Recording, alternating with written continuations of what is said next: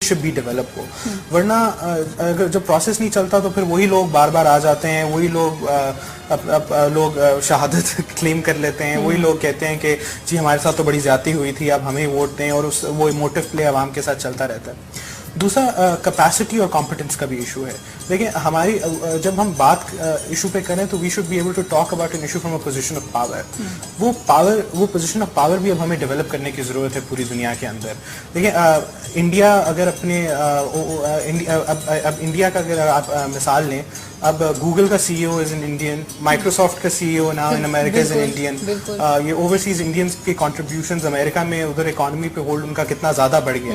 تو we also need to ensure کہ ہم بھی ایک position of comparative position of power پہ ضرور آئیں, اور وہ through education, through human resource development ہی ہوگی. پر جو برین ڈرین نظر آ رہا ہے ہمیں پاکستان میں, جن لوگوں کو, جن اسکالرس کو, ٹاپرس کو جو ہم بات کرتے ہیں, آپ بھی یہاں پر آ کے کام کر رہے ہیں, آپ امن اسکولس کے فاؤنڈر ہیں, مجھے بتائیں کہ وہ بچے جو باہر پڑھنے کے لیے جاتے ہیں وہ وہیں پر وہ پھر ریزیڈنسی اور پھر وہ سٹیزنشپ یہ سب کے چکروں میں پڑ جاتے ہیں, ان کو واپس آ کے پاکستان کی جی ڈی پی میں کنٹریبیوٹ کرنے کی ضرورت ہے. تو وہ چیز کس طرح ہم دیکھیں گے؟ دیکھیں اس میں دو پہلو ہوتے ہیں. ایک تو بالکل ہر ایک کے اندر محب الوطنی کا اسپرٹ ہونا چاہیے, ہر ایک کو ملک کے لیے کنٹریبیوٹ کرنا چاہیے, لیکن آپ اگر اپنی ساری عوام سے صرف یہ ایکسپیکٹ کریں کہ صرف محب الوطنی کی بیسس پر وہ کوئی اپرچونٹی نہ ہو, کوئی سینس آف سیکورٹی سیفٹی نہ ہو, جاب سیکورٹی نہ ہو, وہ آ کے آپ کے ملک میں واپس آئیں گے, یہ تھوڑی زیادتی ہو جائے گی.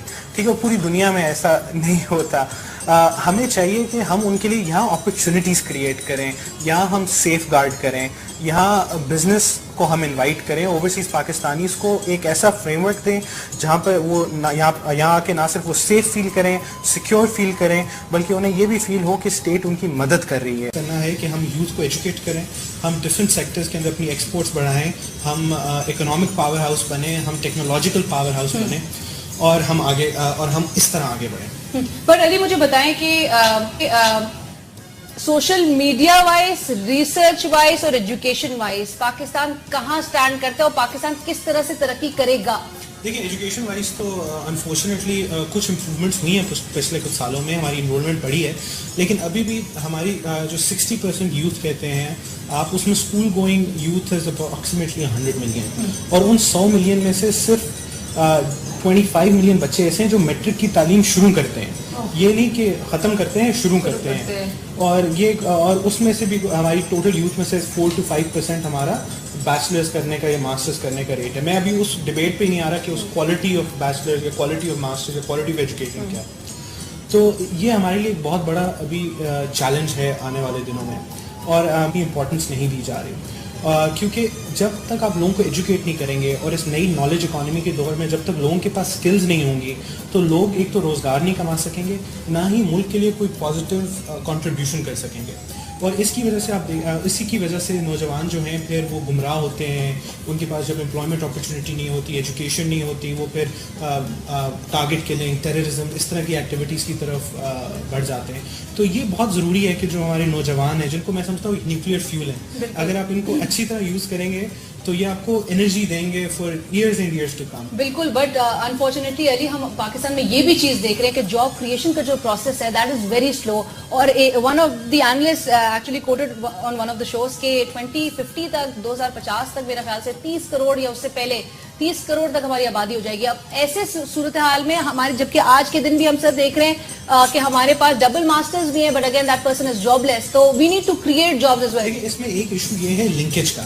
پاکستان جو ہے نا, ایسا بھی نہیں کہ ہماری سکسیسز نہیں ہیں, ہم دنیا کے سیکنڈ بگیسٹ ایکسپورٹرز ہیں ٹیکسٹائلز کے. ہماری جو ٹیکنالوجی میں پروگرامنگ کوالٹی ہے وہ 3rd بیسٹ اب مانی جاتی ہے دنیا میں, یہ ڈفرنٹ سروس اور اسٹڈیز کے مطابق, یہ نیو یارک ٹائمز کا آرٹیکل تھا. تو اب ہماری جو انڈسٹری کے ساتھ ہماری ایجوکیشن لنکیج نہیں ہے.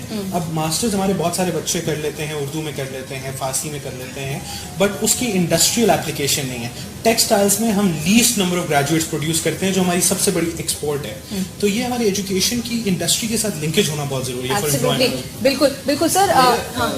If I may, in continuation of the same question, I think ہمیں اتنا بھی پیسمزم کی طرف تو نہیں جانا چاہیے, بیکاز پاکستان جب سے مارز وجود میں آیا اس کے بعد سے ہر 10-15 سال کے سائیکل میں ہمیں ایک نہ ایک کرائسس میں سے گزرنا پڑا. اس کے باوجود آپ اگر ہسٹری دیکھیں تو 50s کی گروتھ 60s کی گروتھ ڈسپائٹ دا وارز وہ گروتھ واز این انویبل گروتھ. اور اس ملک کا سب سے بڑا سرمایہ جو ہے جس کے اوپر ہمیں فخر ہونا چاہیے وہ ہے ہمارا ہیومن ریسورس.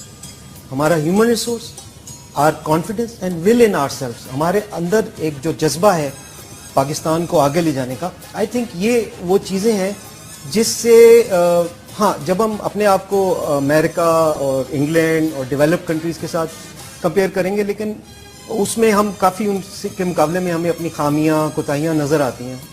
بٹ ہمیں یہ بھی سوچنا چاہیے کہ ان ملکوں نے 200-250 سال میں یہ جگہ اپنے لیے حاصل کی, یہ مقام in the committee of nations حاصل کیا. We are just 68 years old. So with all the resources that sir but ہمارے بعد بھی کافی ممالک نے آزادی حاصل کی, وہ آج کو کہاں کھڑے ہیں, پاکستان کدھر کھڑا ہے؟ بٹ کیا ان کو ان کرائسس سے گزرنا پڑا جو کرائسس سے پاکستان کو اپنی ایک شارٹ تاریخ میں گزرنا پڑا؟